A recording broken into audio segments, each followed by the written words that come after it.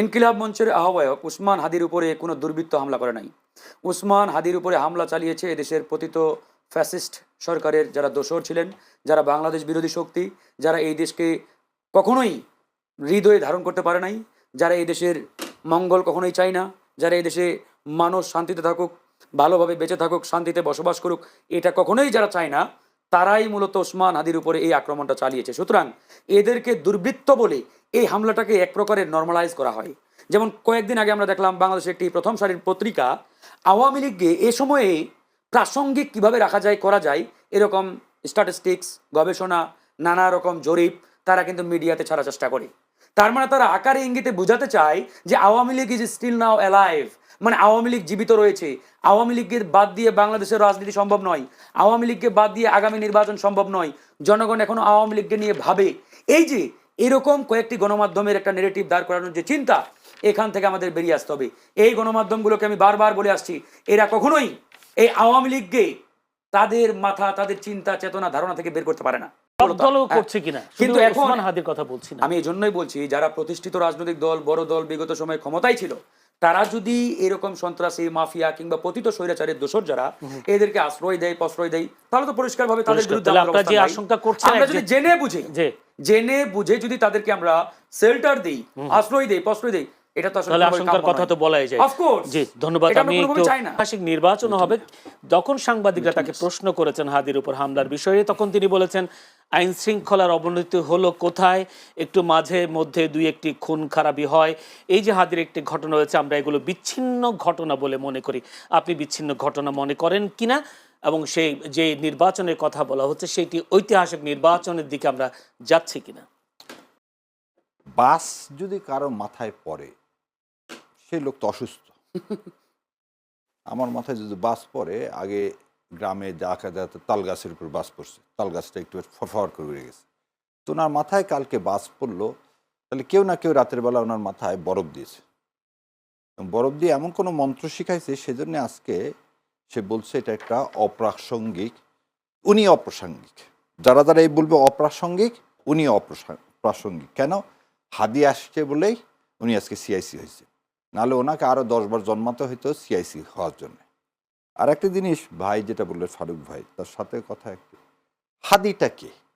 আমি বিভিন্ন talk show দেখতেছি, কেউ এই কথা আলোচনা করতেছে না। হাদি কি? হাদি কেন টার্গেট হলো? হাদির একটা ভয়েস আছে। ভয়েসটা কি? সে কোনো দিন বিক্রি হয়নি। কার কাছে বিক্রি হয়নি? ভারতীয় আধিপত্যবাদের কাছে। জহির রায়হান, শহীদুল্লাহ কায়সার যেমন বিক্রি হয়নি, তেমন হাদিরও, দেখেন ওই ভাই বলল হাদি হচ্ছে ইনকিলাব মঞ্চ, সেটা কোনো তেমন পলিটিক্যাল পার্টি না। একটা ছেলে দুইজনকে নিয়ে প্রতিদিন লিফলেট বিলি করে, সে কোনো, তার কোনো সেরকম কি বলবো আন্ডারগ্রাউন্ড পলিটিক্যাল পার্টি নাই, তার সে ফোর্স নাই, কিছু নাই, সে কারো জীবনের জন্য হামলা স্বরূপ তা না, সে চাইলেই কালকে একটা সরকার ফেলে দিবে তাও না। তাহলে আপনি ওনাকে কেন অ্যাটাক করলেন? কারণ উনি যে ক্ষুরধার বক্তব্য দিয়ে ভারতীয় আধিপত্যবাদের বিরুদ্ধে যে অবস্থান নিয়েছে, সে অবস্থান নেওয়াটাই হচ্ছে তার কি একমাত্র গুনাহ। আমি বলবো দোষ না, গুনাহ। যেমন আমিও আপনাদের এই বিভিন্ন চ্যানেলে আসি, এসে কি বলি, ভারতের আধিপত্যবাদের বিরুদ্ধে বলি, সেই জন্য আমাকে কি করা হচ্ছে, গণশত্রু বলা হচ্ছে, মামার হত্যা জায়েজ বলা হচ্ছে। এইটা তার মানে, এই গতকালকে ছিল 14ই ডিসেম্বর, শহীদ বুদ্ধিজীবী দিবস। এই বুদ্ধিজীবীদেরকে যে কারণে হত্যা করছিল সেদিন ভারত, আজকে একই কারণে আমাকে, হাদিকে, ফারুক ভাইকে, আপনাকে, যারাই যারা ভারতীয় আধিপত্যবাদের বিরুদ্ধে বলবো, তাদেরকে কি করা হবে? হত্যা করা হবে। যেন এ দেশটা কোনোভাবেই ভারতের কলোনির বাইরে যে একটা স্বয়ংসম্পূর্ণ স্বাধীন রাষ্ট্র হিসাবে, আমরা, আপনি বললেন না 16ই ডিসেম্বর আমাদের মূল লক্ষ্যটা কী ছিল? পাকিস্তান আধিপত্যবাদ থেকে আমরা মুক্ত হব, মুক্ত হয়ে আমরা একটা স্বাধীন দেশে বসবাস করব গর্বের সাথে। সেই গর্বের সাথে যখন করব, 16ই ডিসেম্বরের পরে আপনি কি করলেন? মেজর জলিলকে, 71 সালে মেজর জলিলকে ভারতীয় বাহিনী অন্তরীণ করলেন, সে একজন সেক্টর কমান্ডার। তাহলে সেদিনই বোঝা গেছে যে আমরা যে স্বাধীনতার সূর্যটা 71 সালে 16ই ডিসেম্বর উদিত হয়েছে, সেই সূর্যটা কেউ না কেউ মেঘাচ্ছন্ন করে দিতে চায়। সেই জন্যই কিন্তু আমাদের 36শে জুলাই। আর ভাই আপনাকে একটা জিনিস বলি, বললেন না একটু আগে দুষ্কৃতিকারী বা ওই ভাইদের পার্টির যাকে, 14 দল এরা কি সিং টুগেদার স্যাং টুগেদার, নৌকা মার্কা নিয়ে তো সবাই ভোট করছে। এবং এই হাসানুল হক ইনুরা জাসদের যদি 22,000 কেন 2 জন কর্মীও যদি মরে থাকে এবং শেখ মুজিব তাদেরকে মেরে ফেলে দিয়ে থাকে, এটা তো অস্বীকার করার কিছু না। আপনি সংখ্যা বাদ দেন, 22,000 হলো না, তাহলে সেই রক্তের সাথে বেইমানি করে ইনুরা আওয়ামী লীগের সাথে হাত মিলানো না? যে ইনুরা ওপারে যেতে পারেনি, ওপারে গেলে ভারত তাদের বামফ্রন্ট যারা যারা করতো, কাই জাফর থেকে শুরু করে আসম আব্দুর রব থেকে শুরু করে, তারা তো ওপারে যেতে পারেনি। আজকে তারাই কি করতেছেন, ওনাকে সমর্থন করতেছেন। এবং এই জাতীয় পার্টি আপনি দেখেন তো, জাতীয় পার্টির ফিলোসফিটা কি? Is there any philosophy? সেই পার্টিটা কি করলেন, 13 সালে তারা ঘোষণা দিলেন আমরা ইলেকশনে যাব না।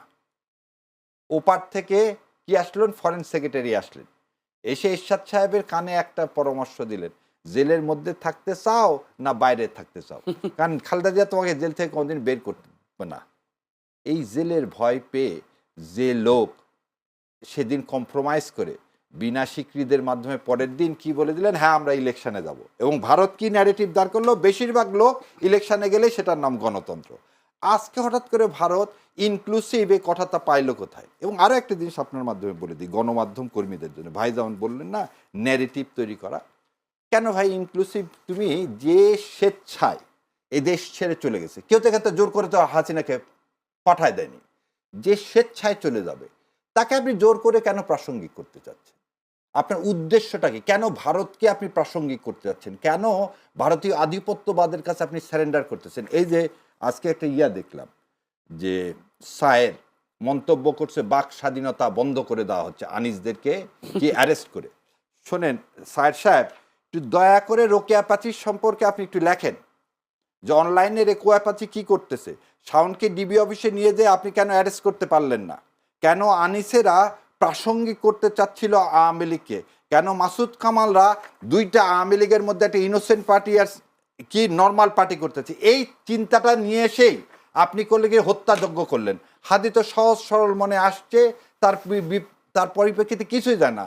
সে যে পাশে আজরাইল নিয়ে ঘুরে বেড়াচ্ছে, এটা তো তার মনের মধ্যে আসবে না। সে তো দেশপ্রেমিক, আর সে তো সবসময় বলতেছে আল্লাহ যখন নিয়ে যাবে কুল্লে নাফসিন জায়কাতুল মউত, সে তো সে মৃত্যুর জন্য রেডি। সাহেবের আমি এই বিষয়টা নিয়ে আবার আসবো, যদি আনিস কথা আসছেন, সাংবাদিক আনিস আলমগীরের কথা, সেই বিষয়টি নিয়ে আসবো। এবার ফারুক হাসানের কাছে একটু যেতে চাই। ফারুক হাসান, ছাত্র অধিকার পরিষদের সভাপতি, তিনি বলেছেন আজকে যে মানে অর্থাৎ এই সরকার একটি রক্তক্ষয়ী নির্বাচন দিতে যাচ্ছে, তিনি আজকে সেই ঘোষণা দিয়েছেন। কিন্তু রক্তক্ষয়ী নির্বাচন যদি হয় তাহলে সেই ক্ষেত্রে গণ অধিকার পরিষদ কি করবে? জেনে শুনে সে রক্তক্ষয়ী নির্বাচনে যাচ্ছে? ধন্যবাদ আপনাকে। শুরুতেই বলে রাখি যে অন্তর্বর্তীকালীন সরকার বা এই সরকারের যারা দায়িত্বে রয়েছেন, এই সরকারের বিভিন্ন অ্যাডভাইজার যারা আজকে রয়েছেন, এই যে এরা নানান পরিকল্পনা, নানান যে বক্তব্য দিচ্ছেন, আসলে এই বক্তব্যের সাথে বাস্তবতার কোনো মিল আছে কিনা? ধরেন আপনি মুখে বলছেন এক, বাস্তবতা ঠিক তার উল্টো, তাহলে কি আমি ধরে নিব যে আপনি যেটা বলছেন এটা আপনি বোঝাতে চাচ্ছেন না?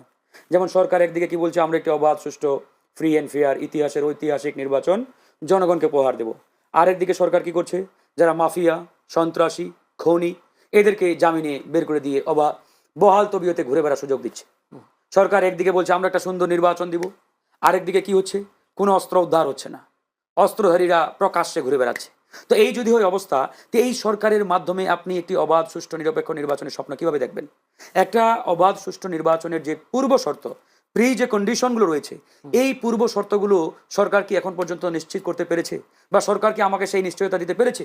আমি এই নির্বাচনের একজন প্রার্থী, আমি আমার প্রচার প্রচারণা, ক্যাম্পেইন, গণসংযোগ যদি নির্ভয়ে নির্বিঘ্নে করতেই না পারি, আমি যদি আমার এলাকায় নির্ভয়ে যেতে না পারি, আমি আমার এলাকায় গেলে বাধাপ্রাপ্ত হই, আমার এলাকার গণসংযোগে আমার যারা ভিন্ন মতের বা আমার যারা এন্টি পার্টি তারা এসে হামলা চালায়, তাহলে এর মধ্য দিয়ে আপনি একটি অবাধ, সুষ্ঠু নির্বাচন কিভাবে উপহার দিবেন?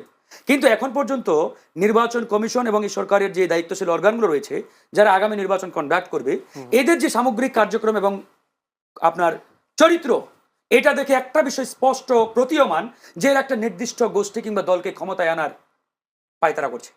মানে এরা কেন জানি যেভাবে হোক, যে কোনো কায়দাই হোক, একটা দলকে, একটা গোষ্ঠীকে ক্ষমতা চেয়ারে বসাতে হবে, একটা দল, যেমনি হোক। সেই দলটাকে এটা তো আপনি আমি মানে আমি দেখলেই বুঝতে পারছি। আমি বুঝি না, আপনি যদি এটা একটু সময় বলে দেবে সেই দলটা খোলাসা কারা, করতেন। সরকার কাদের পক্ষে কাজ করছে, সরকার যে কাজগুলো করছে কাদের পাল্লায় যাচ্ছে, কাদের পকেটে যাচ্ছে, এটা স্পষ্ট না? তো সেই জায়গা থেকে সরকারের যদি ভিতরে এরকম বদমাশি চরিত্র থেকে থাকে, তাহলে তো এদেশের জনগণ সিদ্ধান্ত নিতে ভুল করবে না। নির্বাচনের শিডিউল ঘোষণা হয়েছে, নির্বাচন কিন্তু ভাই এখনো হয় নাই।